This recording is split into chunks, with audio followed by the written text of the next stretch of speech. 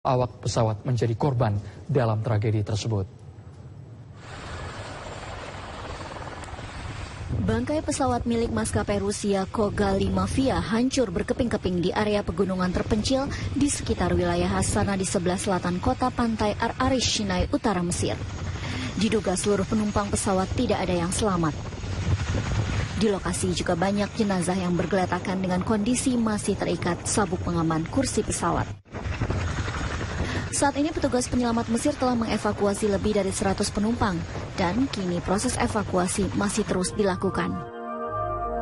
Pesawat jenis Airbus A321 ini membawa 217 penumpang dan 7 awak pesawat.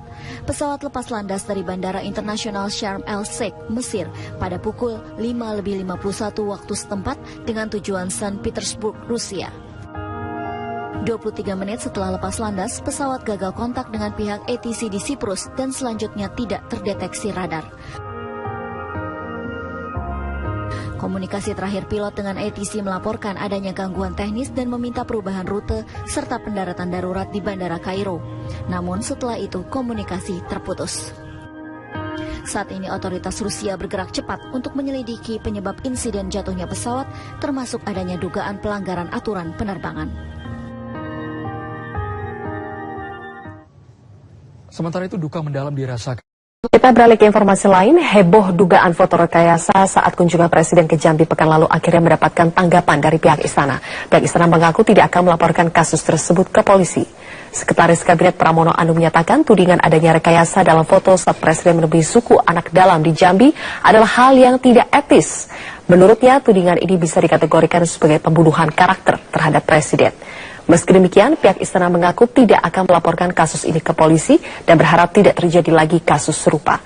Pramono memastikan tidak ada rekayasa dalam foto yang dirilis oleh istana ke Presiden itu.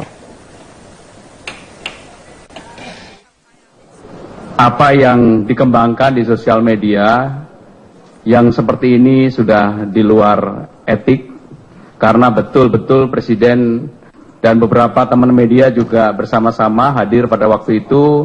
Di lapangan sama sekali tidak ada rekayasa foto atau apapun, dan itu bukan karakter Presiden kita. Pemirsa, isu miring tengah diarahkan kepada Presiden Joko Widodo terkait pertemuannya dengan suku anak dalam di Kabupaten Sarolangun, Jambi. Di dunia maya beredar oknum netizen yang membuat isu bahwa pertemuan tersebut adalah rekayasa. Polisi kini tengah membidik oknum netizen yang menyebarkan isu tersebut.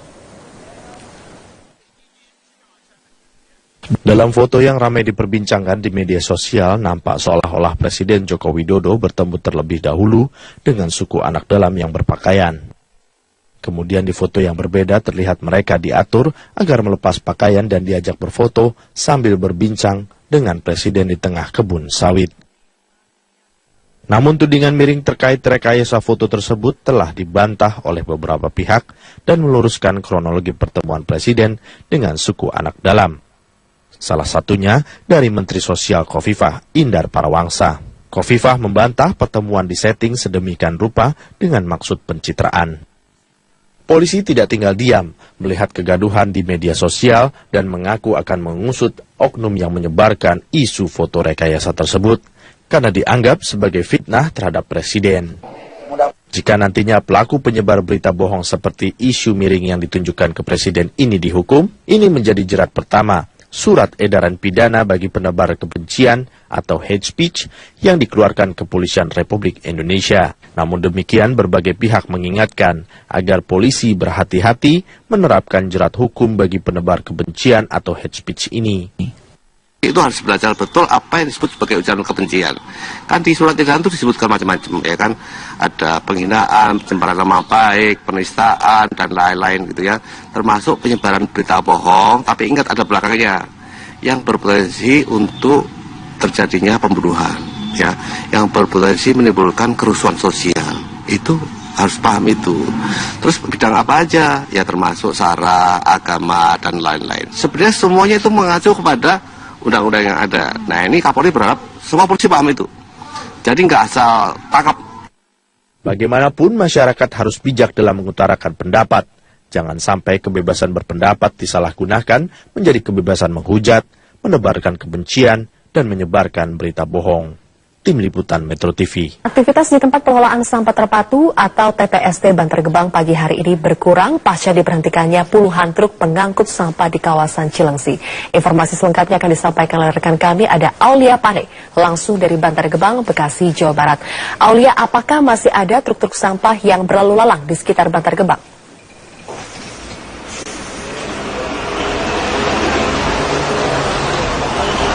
Ya, Zilvia, aktivitas truk pengangkut sampah di kawasan tempat penampungan sampah terpadu Bantar Gebang, Bekasi, Jawa Barat sejak tadi pagi sampai dengan saat ini masih berjalan seperti biasanya.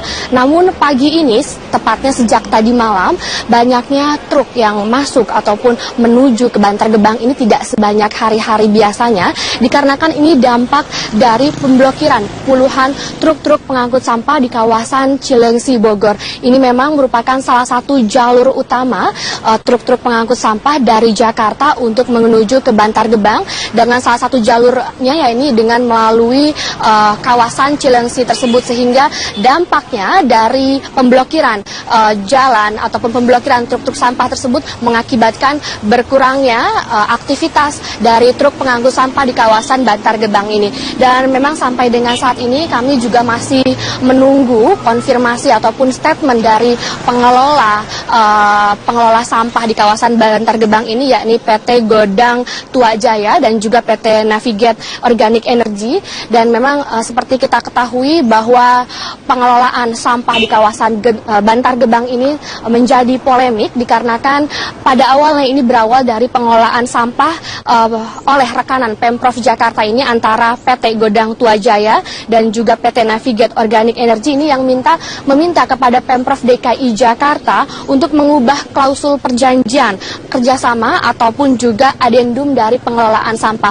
Dalam perjanjian tersebut seperti diketahui bahwa maksimal pengangkutan sampah ke kawasan Bantar Gebang ini adalah 4.500 ton, namun kenyataannya ini ada lebih dari 6.000 ton sampah-sampah yang masuk ke Bantar Gebang dari ibu kota. Hal inilah yang mengakibatkan polemik sampai dengan saat ini. Dan tadi juga Zulfia kami sempat berbincang-bincang dengan warga. Warga di sini memang mendapatkan uang kompensasi begitu setiap 3 bulannya, yakni sebesar 300.000 per 3 bulan. Namun ini dipotong juga oleh uang administrasi dan uang lain-lainnya, sehingga warga di sini hanya mendapatkan Rp200.000 per 3 bulan. Dan ini juga tadi yang dipermasalahkan oleh warga dan meminta kepada pihak pengelola ataupun juga pihak Pemprov DKI untuk dapat menambah uang dari kompensasi tersebut. Dan tidak hanya itu yang menjadi permasalahan, yakni adalah terkait dengan jam pengangkutan sampah ini, dikarenakan banyaknya sampah-sampah ini yang mengangkut sampah-sampah ini di luar jadwal yang sudah ditetapkan, yakni jadwal pukul 9 malam sampai dengan pukul 5 pagi. Dan sampai dengan saat ini juga ini masih menjadi polemik antara Pemprov DKI Jakarta dan juga DPRD Bekasi. Dan dapat kami gambarkan, Zilvia, memang kawasan Bantar Gebang ini berada sekitar luasnya 100 hektar dan ini berada di 3 kelurahan, yakni Kelurahan Cikiwul, Ciketing Mudik dan juga Kelurahan Sumur Batu. Untuk sementara, Zulfia, informasi yang dapat kami sampaikan, kembali ke Anda di studio. Aulia Pane melaporkan langsung dari kawasan Bantar Gebang, Bekasi, Jawa Barat. Pemirsa, perusahaan geser dan tidak akan gentar memperjuangkan gerakan perubahan restorasi Indonesia.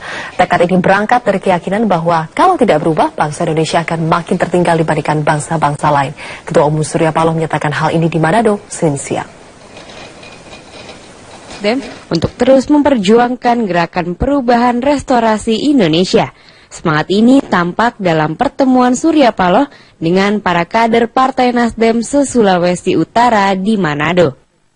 Dalam orasinya ketika meresmikan kantor DPW Partai Nasdem Sulawesi Utara dan pembukaan sekolah legislatif, Surya Paloh memastikan Partai Nasdem tidak akan pernah mundur memperjuangkan misi utamanya, yaitu gerakan perubahan restorasi Indonesia. Maka betapa kita menempatkan tema gerakan perubahan restorasi bangsa ini memang dimaksudkan adalah pertama, bagaimana kita bisa meyakinkan seluruh komponen masyarakat sebangsa dan setanah air. Kalau ingin maju, maka syaratnya adalah Di sana harus ada kejujuran di dalam bersikap. Peran utama adalah bagaimana kita harus bisa lebih meminimalkan sedemikian rupa seluruh pikiran-pikiran yang mempermainkan akal sehat. Tidak mungkin kita maju ketika kita mempermainkan akal sehat kita sendiri. Tidak mungkin kita maju ketika kita penuh dengan semangat yang hipokrisi, kemunafikan dari waktu ke waktu. Hitam kita bilang putih, putih kita bilang hitam, abu-abu kita bilang putih, dan seterusnya, dan seterusnya. Kapan kita bisa maju? Ketika kita mau saja merubah satu cara berpikir kita dari sifat yang penuh dengan hipokrisi menjadi sifat yang lebih terus terang. Salah, katakan salah. Jangan tutup-tutupin. Benar, katakan juga benar. Pertahankan itu kalau benar. Nah, itu sudah bisa memberikan kontribusi yang besar sekali untuk satu upaya mendorong progres kemajuan berbangsa dan bernegara. Surya Paloh berada di Manado untuk kunjungan kerja terkait konsolidasi partai menjelang Pilkada serentak 9 Desember mendatang. Selama berada di Manado, ia menghadiri sejumlah acara. Beberapa saat setelah mendarat di Manado, langsung meresmikan kantor DPW Sulawesi Utara dan meresmikan sekolah legislatif. Dari Manado, Tim Liputan Metro TV.